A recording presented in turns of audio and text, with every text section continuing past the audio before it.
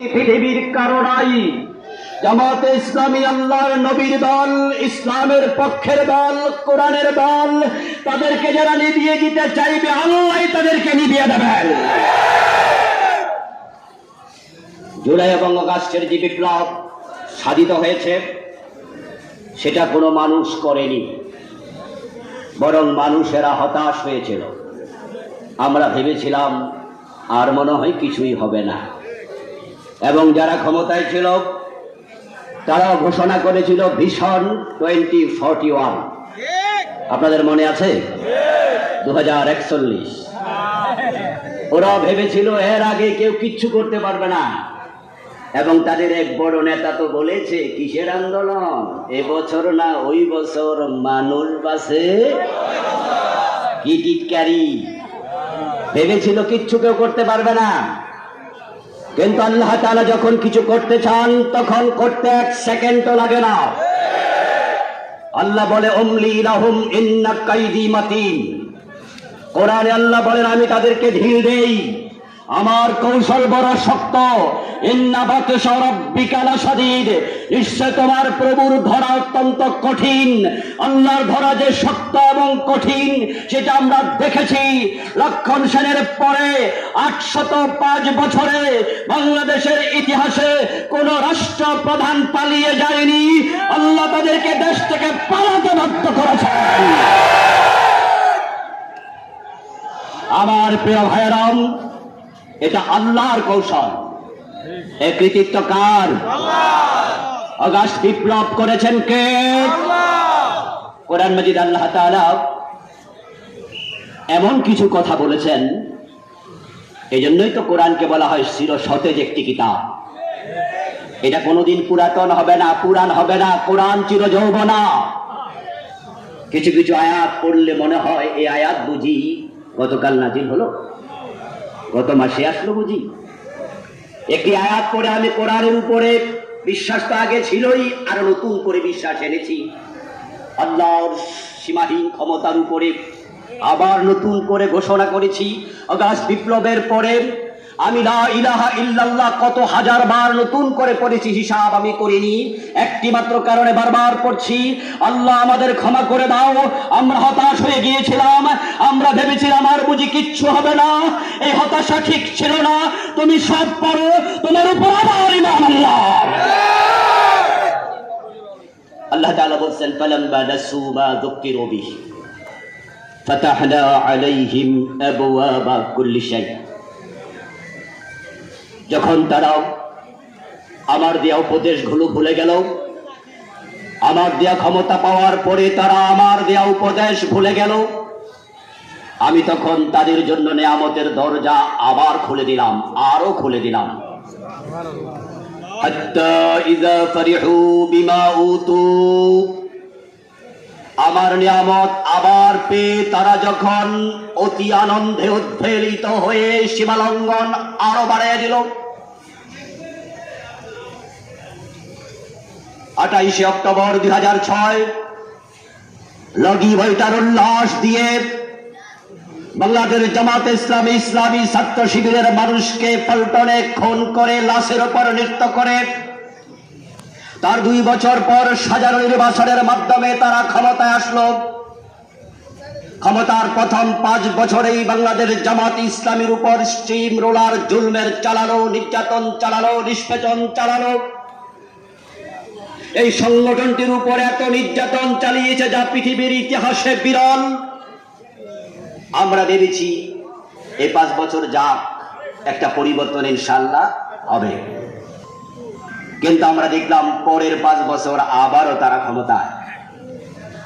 আল্লাহ বলেন যখন তারা আমার দেয়া নির্দেশনা, আমি বলেছি তোমরা ইনসাফ কায়েম করো, আমি বলেছি ন্যায় বিচার করো।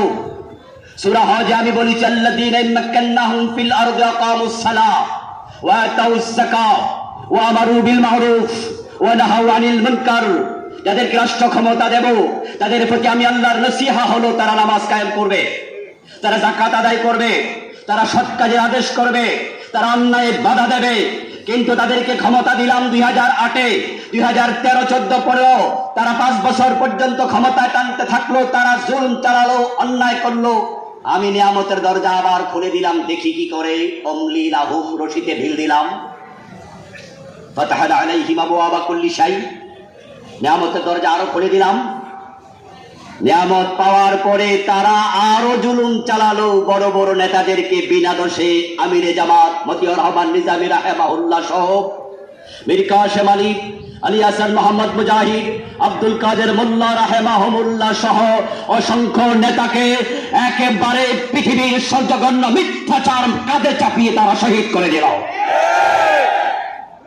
ক্ষমতা পাওয়ার পরে তারা সীমা লঙ্ঘন করতে করতে এমন পর্যায়ে গেল, আল্লামা সাইদির মতো বাংলাদেশের ১ নম্বর মুফাসসিরকে ১৩টি বছর বিনা দোষে হত্যাকারী, ধর্ষণকারী, খুনি, লুটেরা বানিয়ে তারা জেলখানায় শুধু রাখেনি, ওনাকে হাসপাতালে সুস্থ অবস্থায় এনে স্লো পয়জনিং করে হত্যা পর্যন্ত করল।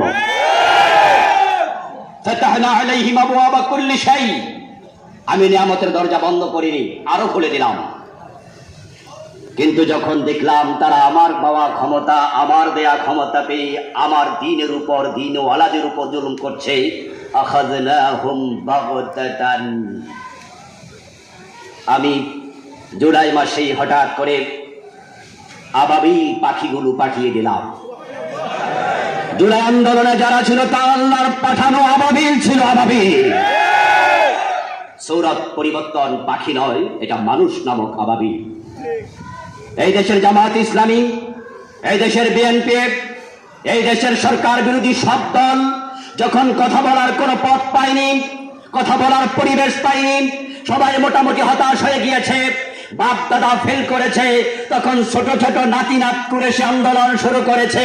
ওদের হাত দিয়া এত বড় পরিবর্তন হবে পৃথিবী কেউ ভাবেনি, ক্ষমতাসীনরা ভাবেনি, আমরা ভাবেনি।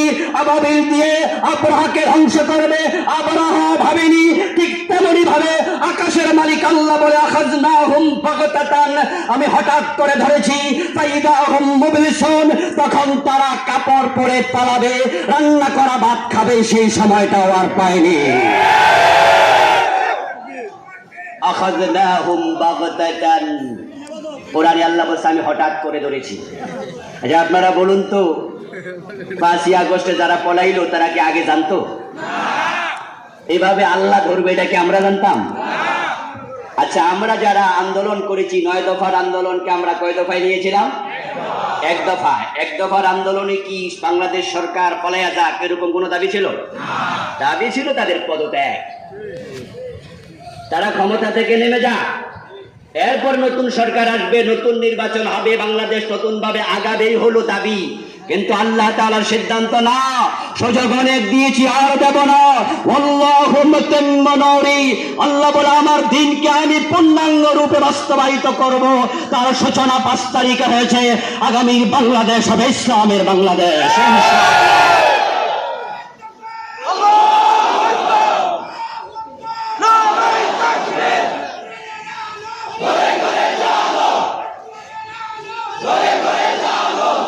আমার প্রিয় ভাইরা, আমি আপনাদের সম্মুখে পবিত্র কোরআন মাজিদ থেকে ছোট্ট একখানি আয়াত তেলাওয়াত করলাম। শুরুতে ইন্না আরসালনাকা শাহিদা ওয়া মুবাশশিরা ওয়া নাযীরা ওয়া দাঈয়ান ইলাল্লাহি বিইযনিহি ওয়া সিরাজাম মুনীরা।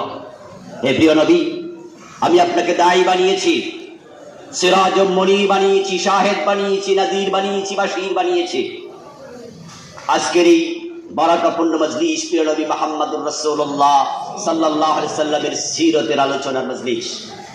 আমরা উনাকে নিয়ে আলোচনা করতেই হবে, কারণ তিনি আমাদের একমাত্র মডেল, একমাত্র আদর্শ। তিনি ওয়াসওয়াব, তিনি কুদওয়া, তিনি নামুজাজ, তিনি ইমাম, তিনি সৈয়দ, তিনি একমাত্র লিডার। আমাদের শিক্ষা হলো, আমাদের ঘোষণা হলো, আমাদের দর্শন হলো নবী মুহাম্মদ ছাড়া কাউকে আমরা আদর্শ মানি না। আল্লাহ তাআলা বলেন লাকাদ কানা লাকুম ফি রাসূলিল্লাহি উসওয়াতুন হাসানাহ। প্রিয় নবীজিকে বলেছেন ইন্নাকা লাআলা খুলুকিন আযীম। যেহেতু প্রিয় নবী মুহাম্মদ সাল্লাল্লাহু আলাইহি ওয়াসাল্লাম আমাদের একমাত্র মডেল, আদর্শ, সুতরাং ওনার জীবনের মতো আমাদের জীবন গঠন করতে হবে। আমরা যদি দুনিয়ায় সফলতা চাই, আখেরাতে মুক্তি চাই, আল্লাহর নবীর অনুসরণের কোনো বিকল্প নাই। قال النبي صلى الله عليه وسلم من أحب سنتي فقد أحبني ومن أحبني كان معي في الجنة। আল্লাহর হাবিব সাল্লাল্লাহু আলাইহি ওয়াসাল্লাম বলেন, যে ব্যক্তি আমাকে অনুসরণ করে, আমার সুন্নাহ ফলো করে, সে আমাকে ভালোবাসে। আমরা নবীকে ভালোবাসি না? সেটা কিভাবে বুঝাবেন? নামের আগে আশিকে রাসূল লিখে, নিজেকে সুন্নি মুসলিম দাবি করে। ভালোবাসার প্রমাণ মুখে নয়, ভালোবাসার প্রমাণ হলো কাজে।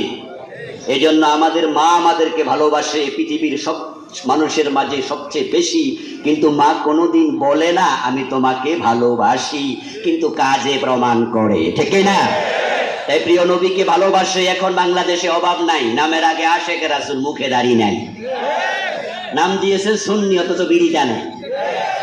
রাসূলকে ভালোবাসেন, মুখে বলবেন না, এটা কাজে দেখানোর বিষয়। রাসূল বলছেন মান আহাব্বা সুন্নতি ফাকাদ আহাব্বানি, যে আমার সুন্নাহকে ভালোবাসে সে আমি নবী মুহাম্মদকে ভালোবাসে।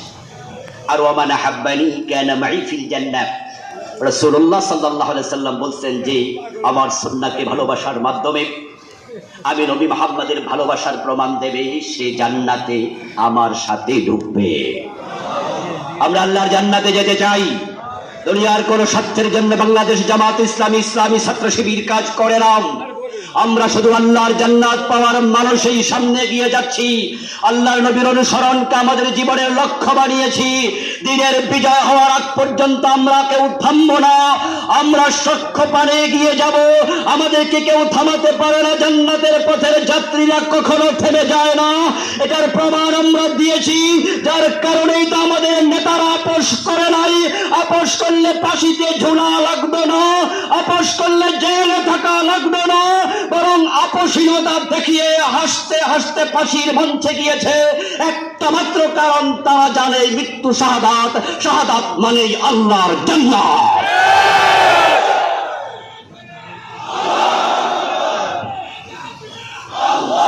আমার প্রিয় ভাইরা, শাহাদাতের যে রশি, এই রশির এই পাশে দুনিয়া, ওই পাশে জান্নাত।